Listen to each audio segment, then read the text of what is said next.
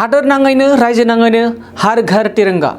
75थि भारत उदांस्रि सान एबा आजादी का अमृत महोत्सवखौ लोब्बा लाखिनानै दिनै 14 नं चिरां दुवार ब्लक UPPL कमिटि आरो आस्राबारि प्राइमारि UPPL कमिटिनि बानजायनायाव चिरां जिल्ला आस्राबारि प्राइमारि आरो आस्राबारि VCTनि लांगोनायाव हार घर तिरंगा रेली हाबाफारि लादों आरो बे हाबाफारियाव गाहाय आलासि महरै बाहागो लादों चिरां जिल्लानि UPPL नेहाथारि अमर सिंह ब्रह्म जों लोगोसे बे ओनसोलनि गोबां गुबुन जायगानिफ्राय रायजो राजा फैनानै लोब बाहागो लाफैनायखौ नुनो मोननाय जादों। आङो दिनैहाय नोंथांमोननिसिम गोसो गोरबोनि खुलुमनाय आं जासिबाय। 14 नं चिरां दुवार ब्लक कमिटि UPPL लोगोसेयैनो आस्राबारि प्राइमारि UPPL लोगोसेनो जोंहा आस्राबारि VCTनि जे बानजायनायाव दिनैहाय जोङो भारतनि गाहाय मन्त्रि नरेन्द्र मोदी बिथांनि बिथोन बायदियै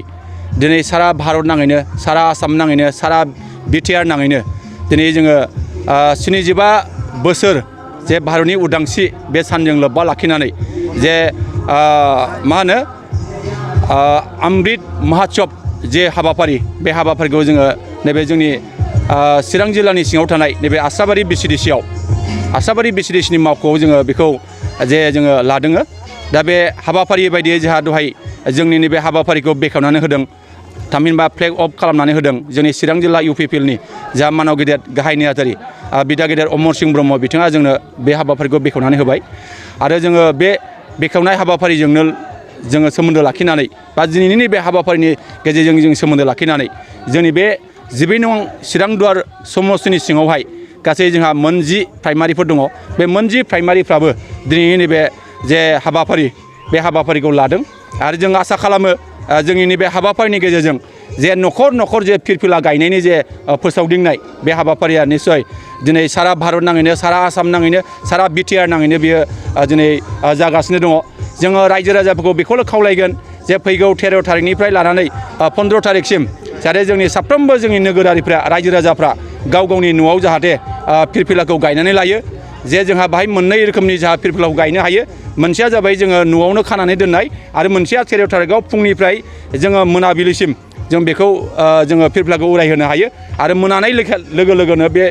फिरफिलाखौ जों बोख्लायफिननानै अखानायै 14 थारिखखालि जोङो फुङाव जोङो फिरफिलाखौ उरायहोफिननो हायो आरो बेलासे जोङो 5थायाव बे फिरफिलाखौ जोङो बोख्लायफिननांगौ जागोन आरो फैगौ 15 थारिखखालि जोङो फुंबिलिनि जे समावहाय जोङो फिरफिलाखौ दिखांनाय आरो बेलासिनि 5 बाजियाव जोङो फिरफिलाखौ बोख्लायफिननाय बेखिनि हाबाफारिखौ जोङो निस्सय रायजो राजाफोरनो जोङो खावलायगोन रायजो राजाफोरनो जों मिथिहोगोन जाहाथे साफ्रोमबो रायजो राजाया नैबे जोंनि जे अमृत महोत्सव बेनि गेजेरजों जे जोङो जोंनि भारतखौ जाहाथे सारा बुहुमनि गेजेरावनो मिथिहोनो हानायनि थाखाय बे जों जे 75 बोसोर जाबाय जोंनि भारत उदांस्रि जानाया दा बे भारत उदांस्रि जानायनि गेजेरजों जोंनि सोलोंथाइ बिथिङाव रांखान्थि बिथिङाव थुनलाइ बिथिङाव समाज बिथिङाव जे जोंनि बिगियानारि जे जोंनि बिरोंदामिन बिथिङाव जों माबायदि दावगानो हाखो जों दिनै एसेब्लाबो मोनदांनो हाबाय। जों आसा खालामनो हायो दिनै ब्रिटिशफ्रा भारतखौ 200 बोसोर सासन खालामनानै जोङो 1947 मायथाइनि 15 आगस्टआव उदांस्रि जानानै जों दिनै 75 बोसोर जाफैबाय। जों आसा खालामनो हायो जोङो भारतआ सानसे बुहुमनि गेजेरावनो बयनिख्रुइबो देरसिन गोहोगोरा हादोर जागोन बेखौ जोङो दिनै मोनदांनो हायो। दा बेनिखायनो साफ्रोमबो जोंनि नोगोरारिफ्रा जोंनि सरकारनि जे बिथोन बे बिथोनखौ जाहाथे साफ्रोमबो गोसो गोरबो होसारनानै जाहाथे फालिगोन जे गनायनानै जोंनि बिथोनखौ जाहाथे मानिगोन बेखिनिखौ जोङो मिजिं खालामो। गोजोनथाव खौरां नोंथांनि रोंगौथिखौ दिन्थिनो थाखाय फैगासिनो गोदान खाबु बडलेण्ड गट टेलेन्ट गोजौसिन जौसाङाव दिन्थिनायनि खाबु BTRआव बडलेण्ड गट टेलेन्ट सिजन 2आ फिन सौफैगासिनो नोंथांनो गोदान खाबु लाना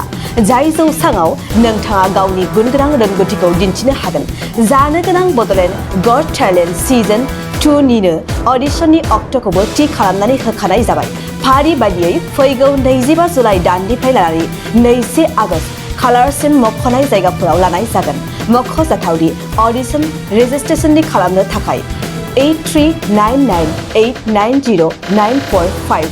9101102339 आरो 9577573499 जानबुं अनजिमायाव जगाजग खालामनो हागोन।